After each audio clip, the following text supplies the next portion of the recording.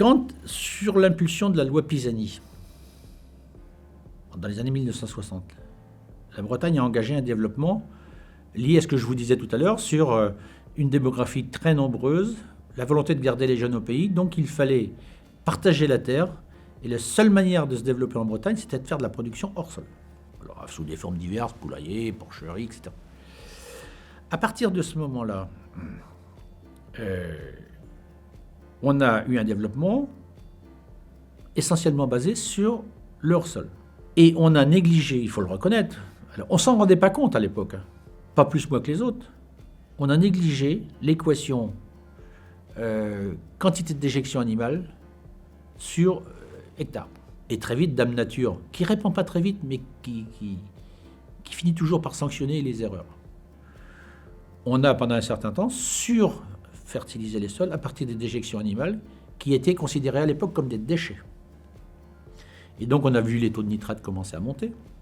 On a eu évidemment un certain nombre de donneurs d'alerte qui ont commencé à nous interpeller. Et le monde agricole à ce moment-là n'a pas saisi assez tôt ces interpellations pour dire attention. Et c'est là que je vous disais tout à l'heure que le monde, on était passé de la période où l'environnement était considéré comme la négation du développement économique à une période où il fallait faire en sorte que l'environnement devienne une composante du développement économique. Donc, il y a, comme dans toutes les évolutions, dans toutes les évolutions majeures, il y a d'abord eu le front du refus. Et moi, on m'a demandé de porter ce dossier-là, et j'ai eu la chance d'avoir autour de moi quelques conseillers particulièrement perspicaces qui m'ont dit « Jean, attention, si on ne prend pas le virage, on ne tiendra pas. » Je me suis trouvé dans cette situation-là où on m'a demandé de porter le message. J'ai porté le message et la confrontation a été assez terrible. Où, quand on explique à un agriculteur qui a des porcs, des vaches ou je sais pas quoi, en trop par rapport aux surfaces dont il dispose, mais il faut trouver d'autres méthodes. On parlait de progrès technique. L'idée de mettre en place des stations de traitement de lisier pour permettre à la production de pouvoir continuer à durer en Bretagne, ce qui permettait d'avoir des emplois agroalimentaires derrière, a été très difficile. Et ça a été très très dur. Ça a généré des discussions assez costauds quand même. Et on a eu cette période d'une dizaine d'années où ça a été, les querelles internes au monde agricole et la Chambre qui était plus considérée comme porteuse du sujet environnement était perçue par d'autres organisations comme étant, des gens un peu débiles qui allaient casser le développement économique. Ce qui me rassure aujourd'hui, c'est que ceux qui étaient les plus acharnés contre ce qu'on développait comme idée sont devenus des leaders en matière de traitement de l'environnement. À Kerlavik, on a mis en place des études qui, par la suite, serviront pour la protection de l'environnement, préservation ou amélioration de la qualité de l'eau. Le premier thème, ça a été valorisation des engrais de ferme, c'est-à-dire lisier, fumier, parce qu'à l'époque, on baignait le fumier et puis le lisier, et on rajoutait une quantité d'engrais, ce qu'il fallait pour que ça pousse, quoi. Le choc pétrolier de 73 ou 74 était passé par là, et donc ça commence. L'engrais, qui était bon marché avant, tout d'un coup, il a explosé au niveau des prix. Donc il était essentiel de faire des économies. Il dit alors, est-ce qu'on a besoin de tout cet engrais-là ?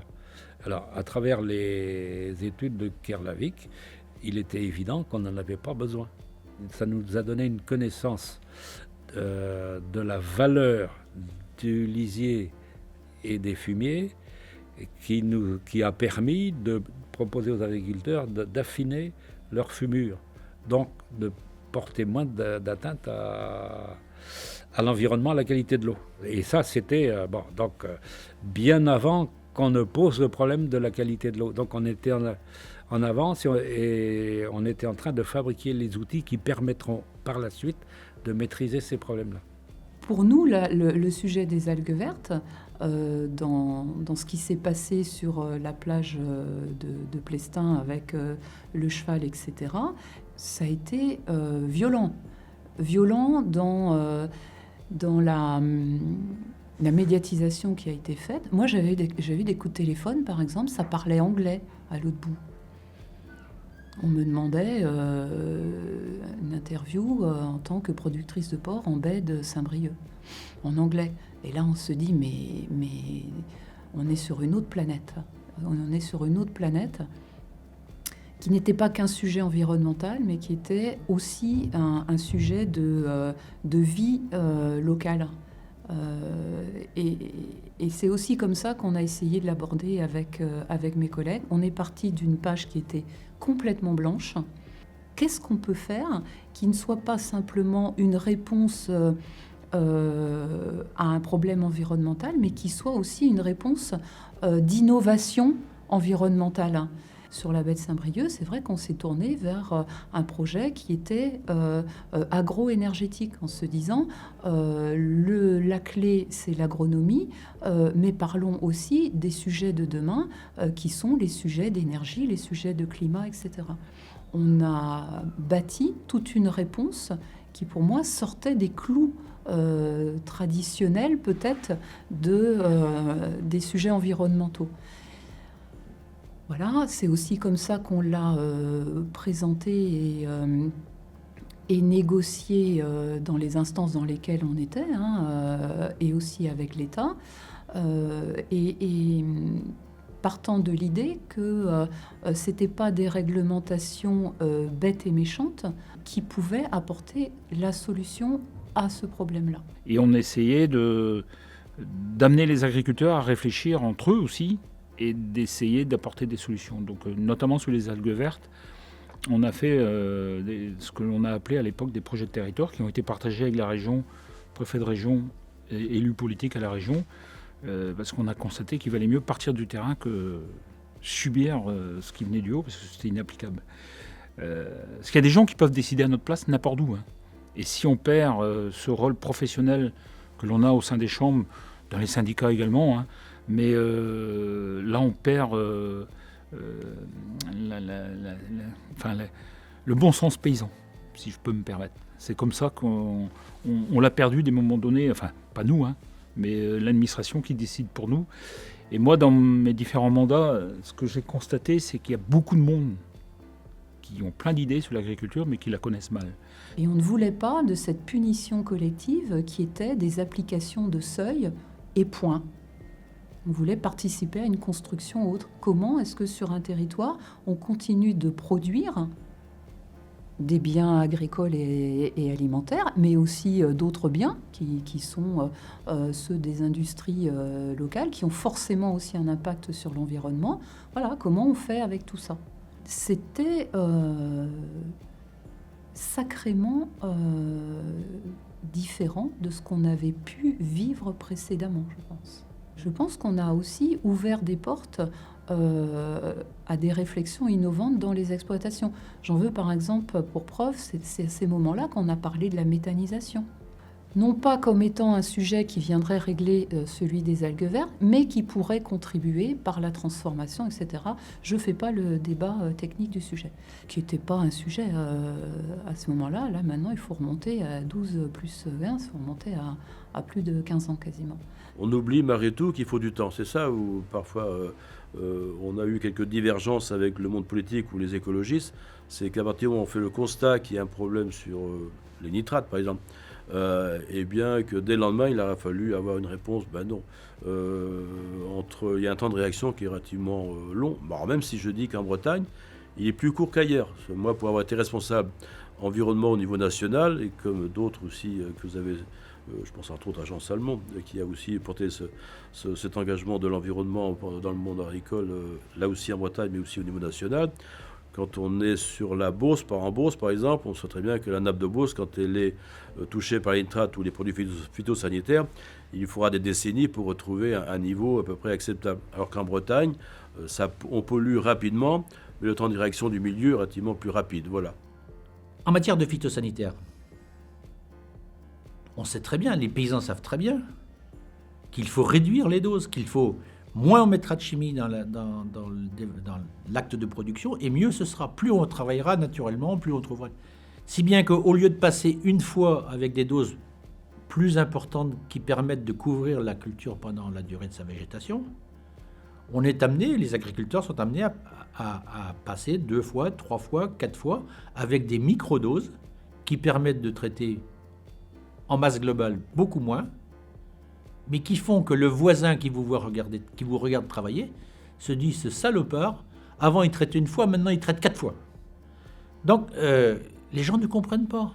Et si on ne fait pas l'effort d'expliquer, alors à condition que les gens veuillent bien entendre, parce que c'est un autre volet. Aujourd'hui, on est dans un monde de communication où tout doit être transparent. En matière de production agricole, si vous cherchez à camoufler vos pratiques, vous êtes toujours attrapé par la patrouille. Donc expliquons les pratiques, expliquons pourquoi on les fait, et peut-être que les gens comprendront mieux. En tout cas, c'est mon espoir. Donc il va falloir produire beaucoup, avec beaucoup moins de chimie, beaucoup moins de carbone.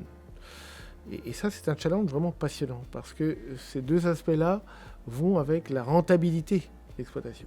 On voit bien que celles qui sont rentables, c'est ceux qui ont, pour produire 1 kg de viande, 1 kg de blé, dépensent le moins de carbone et le moins de produits phytosanitaires. Parce que la biodiversité, c'est un sujet aussi important que le réchauffement climatique.